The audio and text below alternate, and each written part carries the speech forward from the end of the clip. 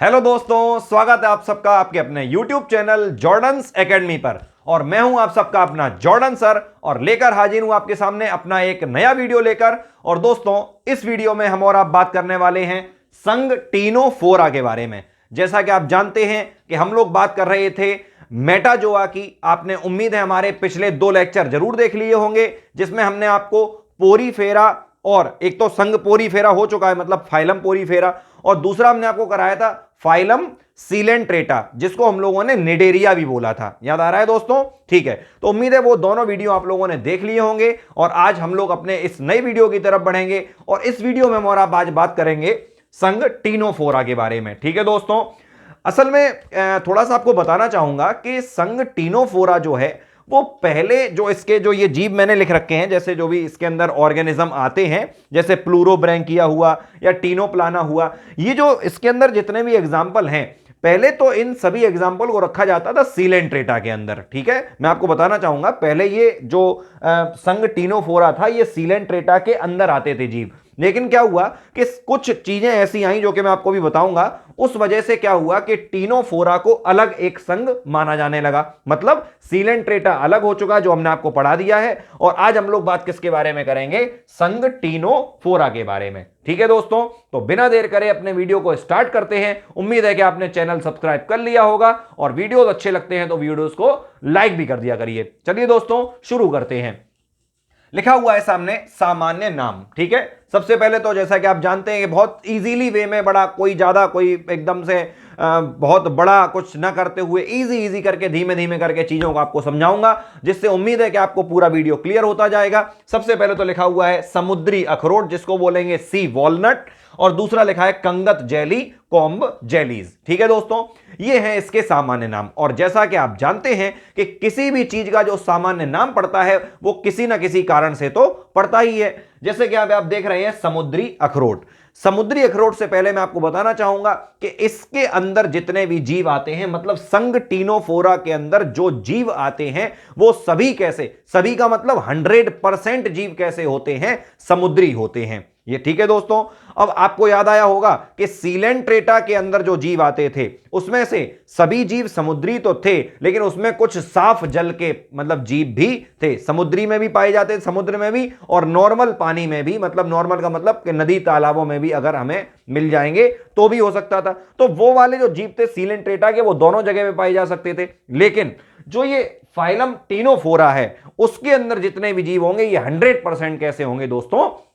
समुद्री होंगे। इसका मतलब कि आप समझ में आ गया होगा कि सीलेंट्रेटा से इसको अलग क्यों कर दिया गया है। ठीक है, तो ये पूरे समुद्री जीव हैं। चलिए और भी चीजें देखते हैं। अब समुद्री अखरोट, अखरोट का मतलब क्या है कि ये गोल आकार के होते हैं, अखरोट के आकार के होते हैं, इसलिए इनको हम लोग क्या बोलते हैं? सी वॉलनट बोलते हैं, समुद्री अखरोट बोलते हैं। और दूसरी चीज इसमें दी गई है दोस्तों कंगत जेली। जो कंगत वर्ड है, इस कंगत का मतलब है कंगी। ठीक है, कंगी, जिसको इंग्लिश में लिखा भी है कॉम्ब जेलीज। इसका मतलब कि जो कंगी जैसी, मतलब इसमें ऐसा होता है, मैं आपको बताऊं, इसमें मैं आपको इस वाले पॉइंट में बताऊंगा दोस्तों, जैसा कि आपको उम्मीद है कि मैं समझा पा रहा हूं।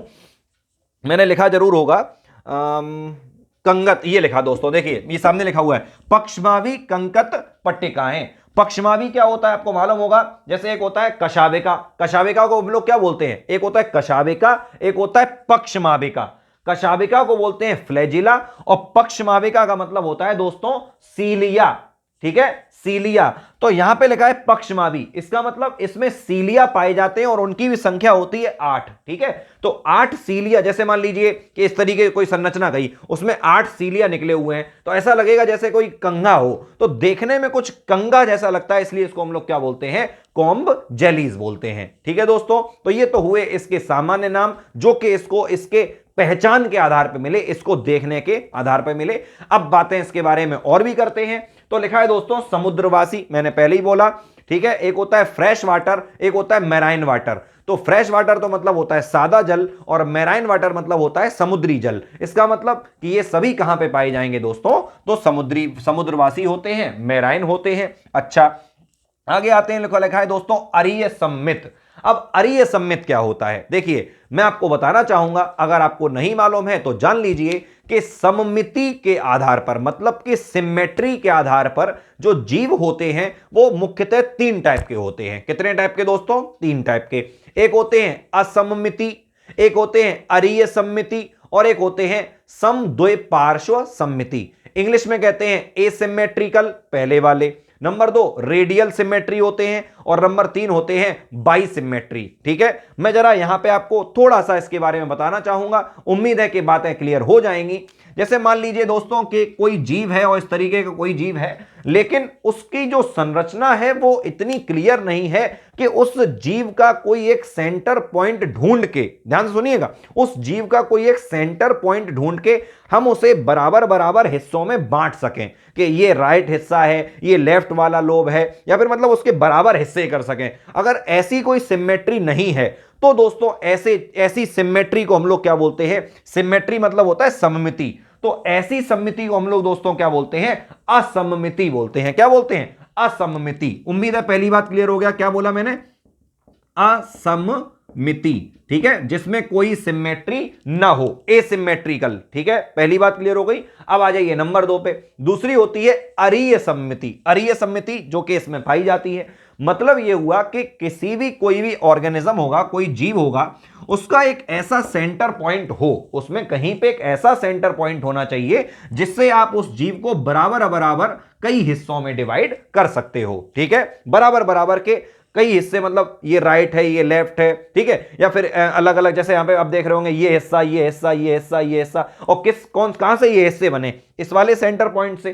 तो जहां से आप किसी जीव को डिवाइडेशन आराम से 4 हिस्सों में या फिर ज्यादा हिस्सों में कर सकें, तो ऐसी सिमेट्री को हम लोग क्या बोलते हैं दोस्तों? ऐसी सिमेट्री को बोलते हैं अरीय सममिति। ठीक है, ये मैंने यहां पे भी लिख दे रहा हूं, अरीय सममिति। और तीसरा वाला दोस्तों क्या बोला था मैंने? उसको बोलते हैं समद्विपार्श्व। और अरीय, ये जो लिखा ना अरीय, इसको बोलते हैं रेडियल सिमेट्री। और जो एक अभी मैं बोल रहा हूं समद्विपार्श्व, तीसरी वाली लिख देते हैं दोस्तों, समद्विपार्श्व। अभी तीनों समझाने के बाद मैं एक बार फिर से आपको क्लियर करवा दूंगा। समद्विपार्श्व का मतलब यह हुआ कि एक ऐसी रेखा हो किसी जीव के शरीर में जो कि उस जीव को दो बराबर बराबर भागों में बांटती हो, तो इस सममिति को हम लोग क्या बोलते हैं दोस्तों? समद्विपार्श्व सममिति। द्वय का मतलब होता है दो, और मतलब सममिति मतलब एक ऐसी रेखा है जो कि उस जीव को दो बराबर भागों में बांटती है। जैसे दोस्तों अब आप मुझे देखिए, हम लोग इंसान हैं, हम लोगों में कौन सी सिमेट्री होती है? हम लोगों में होती है समद्विपार्श्व, मतलब ये एक बीच में इस तरीके से एक अपना डिवाइडेशन होता है जिससे कि शरीर के दो बराबर बराबर हिस्सों को हम लोग बांट सकते हैं। तो इस तरीके की सममिति को हम लोग क्या बोलते हैं दोस्तों?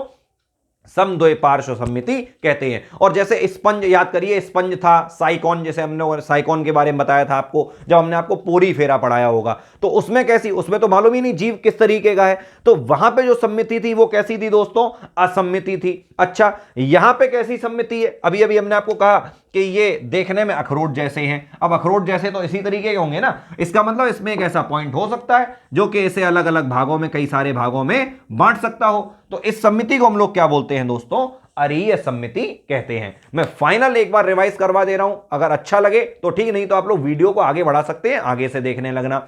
मैं ये बताना चाहता हूं कि सममिति के आधार पर तीन टाइप की सममितियां हैं। पहली है असममिति, ऐसी सममिति जिसमें हम जीवों को किसी भी बराबर भाग में ना बांट सकें। दूसरी है अरीय सममिति, एक ऐसा केंद्र बिंदु जिससे जीव को दो या चार भागों में बराबरी से बांटा जा सके। और तीसरी सममिति है समद्विपार्श्व सममिति, कि एक ऐसी रेखा जो कि किसी जीव को दो बराबर बराबर भागों में बांटती हो, उसको कहते हैं समद्विपार्श्व सममिति। इंग्लिश में इसको असममिति को बोलते हैं एसिमेट्री, अरीय सममिति को बोलते हैं रेडियल सिमेट्री, और समद्विपार्श्व सममिति को बोलते हैं बाइलेटरल सिमेट्री। ठीक है दोस्तों, चलिए अगला लिखा है ऊतक संगठन स्तर।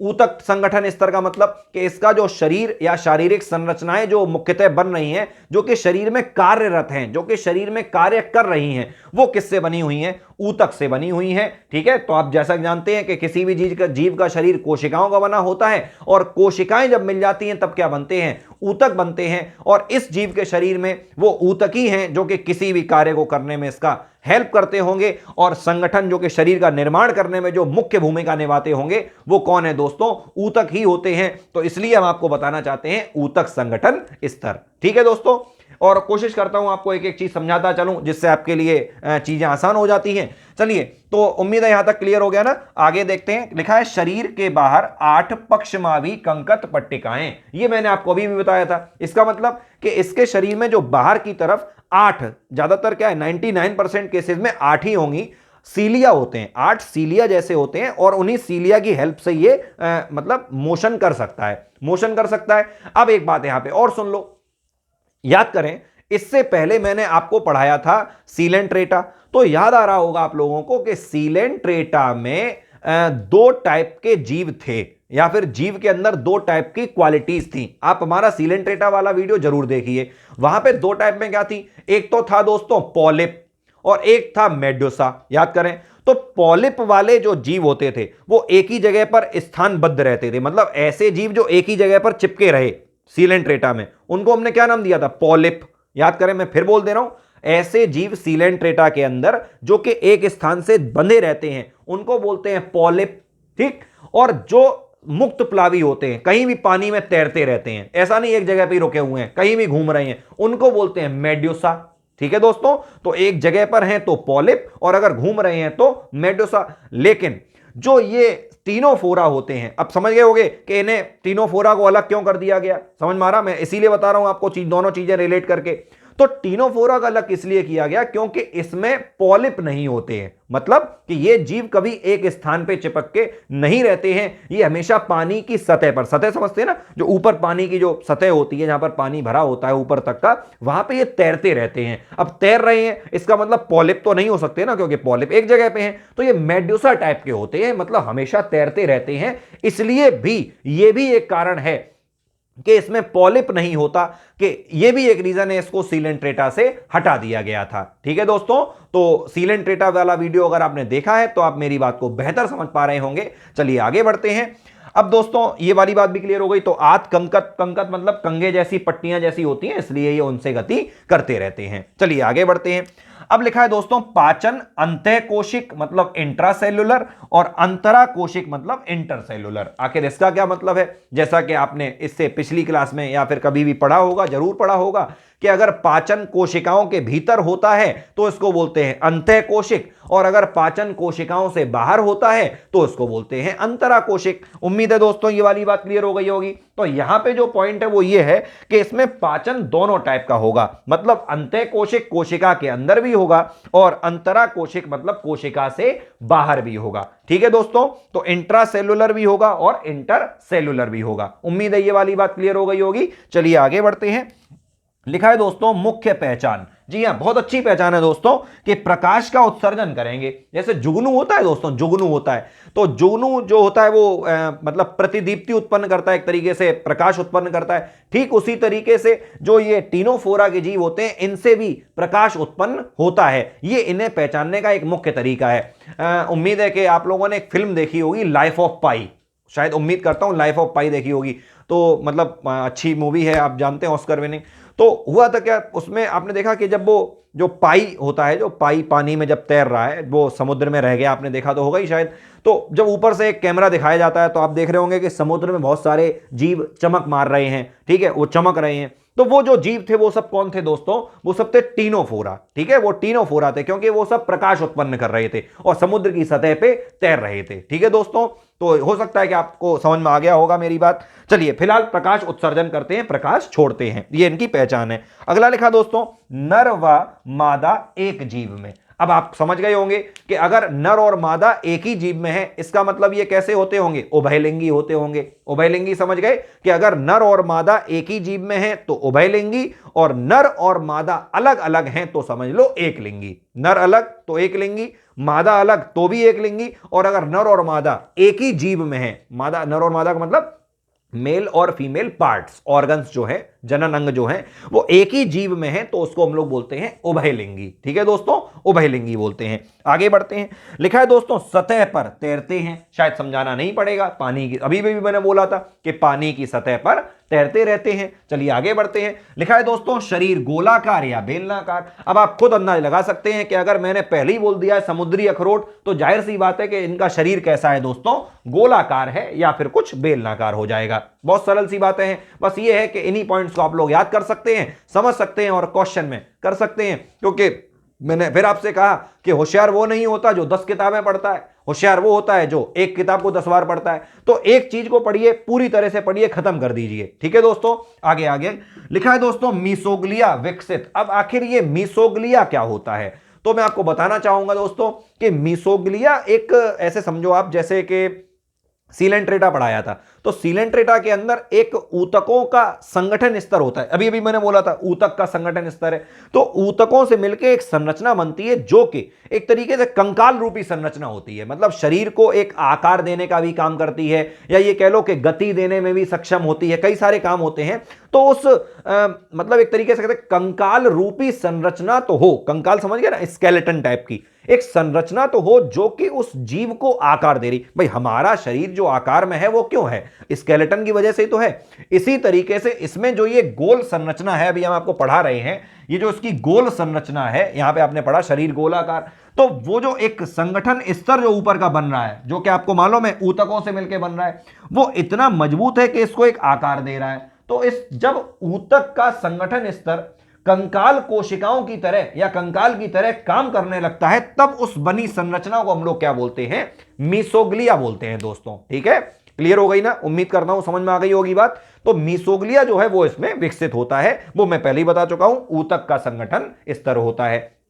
चलिए भाई अगला लिखा दोस्तों दो टेंटिकल्स पाए जाते हैं। टेंटिकल समझ गए ना, संस्पर्शक बोलते हैं हिंदी में, मतलब कि जो आसपास की संवेदनाओं को ग्रहण करते हैं, टेंटिकल्स इस तरीके से होते हैं, तो वो आसपास की संवेदनाओं को ग्रहण करने का काम करते हैं, खतरा बताएंगे या फिर भोजन की तलाश करेंगे, इन सब चीजों का काम करते हैं। और आपको मालूम होना चाहिए कि इन टेंटिकल्स पे क्या चीज होती है, एडहेसिव सेल होती हैं। एडहेसिव मतलब होता है चिपकने वाली कोशिकाएं, मतलब इनसे किसी भी चीज को अपनी तरफ चिपकाया जा सकता है, चाहे भोजन हो या जो भी चीजें हैं उन्हें इससे आसानी से चिपका सकते हैं, वो इन टेंटिकल्स पर होते हैं। ठीक है दोस्तों, चलिए लिखा है दोस्तों बाह्य निषेचन। अब बाह्य निषेचन का क्या मतलब है, तो आपने इससे पहले पढ़ा होगा कि अगर निषेचन शरीर के अंदर हुआ है तो उसको बोलते हैं आंतरिक निषेचन, मतलब कि इंटरनल फर्टिलाइजेशन। और एक होता है बाह्य निषेचन, कि अगर निषेचन शरीर की मतलब शरीर की संरचना के बाहर हुआ है तो उसको क्या बोलते हैं, बाह्य निषेचन। और निषेचन का मतलब तो आप जानते ही हैं कि नर और मादा युग्मक का मिलना, मतलब मेल और फीमेल गैमीट का मिलना क्या कहलाता है, फर्टिलाइजेशन कहलाता है। और बाह्य निषेचन है तो इसका मतलब निषेचन शरीर के बाहर होता है। तो क्लियर हो गया। अच्छा, बाह्य निषेचन शरीर के बाहर। फिर क्या लिखा दोस्तों, अप्रत्यक्ष परिवर्धन। उम्मीद है ये पॉइंट आपने जरूर पढ़ा होगा, अगर नहीं पढ़ा तो मैं आपके लिए, मैंने क्या कहा, मैं कोशिश करता हूं एक एक चीज क्लियर करूं दोस्तों, क्योंकि इस वीडियो को या फिर हमारे वीडियोस को सब बच्चे देखते होंगे। ठीक है भाई, वो भी देखता होगा, जिसे आता है वो स्किप कर देता है इन चीजों को, जिसे नहीं आता वो समझ लेता है चीजों को। तो एक बार ध्यान दे लीजिए, लिखा है अप्रत्यक्ष परिवर्धन। क्या होता है, देखिए परिवर्धन जो होता है, जो भ्रूण का विकास, भ्रूण होता है एम्ब्रियो, उसका जो एम्ब्रियोनिक डेवलपमेंट होता है वो दो टाइप का होता है। मैं शुरू बिल्कुल इजी लेके बता रहा हूं। एम्ब्रियोनिक डेवलपमेंट या भ्रूण का विकास हमेशा दो टाइप का होता है, एक होता है प्रत्यक्ष परिवर्धन, एक होता है अप्रत्यक्ष परिवर्धन। ठीक है, एक होता है डायरेक्ट डेवलपमेंट, एक होता है इनडायरेक्ट डेवलपमेंट। क्या मतलब है इन दोनों में, तो ध्यान से सुनिए।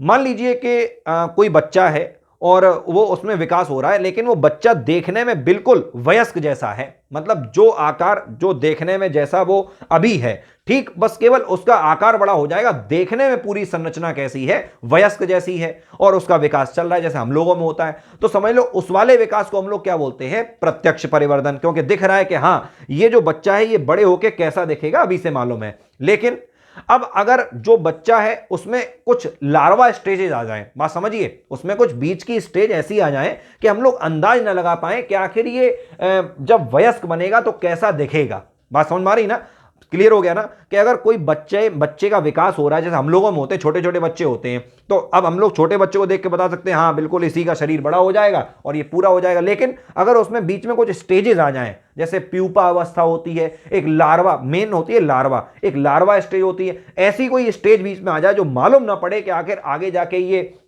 जब वयस्क हो जाएगा, एडल्ट हो जाएगा तो कैसा दिखेगा, तो ऐसी जो डेवलपमेंट होता है कि मालूम ना पड़े कि एडल्ट हो गए कैसा दिखेगा, तो उस स्टेज को, उस डेवलपमेंट को हम लोग क्या बोलते हैं, अप्रत्यक्ष परिवर्तन। अप्रत्यक्ष मतलब कि क्लियर नहीं है कि कैसे विकास होगा, आगे जाके क्या क्या स्टेजेस आएंगी, तो उसको हम लोग क्या बोलते हैं, अप्रत्यक्ष परिवर्तन। उम्मीद है मैंने आपको बात समझा पाई है। ठीक है, चलिए आगे बढ़ते हैं दोस्तों। लिखा हुआ है कंकाल व उत्सर्जी तंत्र अनुपस्थित, मतलब कोई तरीके का कंकाल नहीं है, कंकाल है भी तो किस तरीके का, मैंने बोला ना कंकाल रूप में ऊतक काम करते हैं, उसको क्या बोलते हैं, मीसोग्लिया कहते हैं, वो विकसित होंगे। लेकिन यहां पे कंकाल तंत्र या फिर ऊतक उत्सर्जन तंत्र कोई भी विकसित नहीं होगा। आपने हो सकता है यहां पे लगाओ उत्सर्जन, ये उत्सर्जन है प्रकाश छोड़ने से, ठीक है, ये उत्सर्जन है वेस्ट मैटर को बाहर निकालने से, तो इसमें कुछ नहीं है, डायरेक्ट शरीर के अंदर पानी जाएगा उसमें और शरीर से अंदर पानी बाहर आ जाएगा, कोई ऐसा तंत्र नहीं लगा है, बस डायरेक्टली काम चलता है।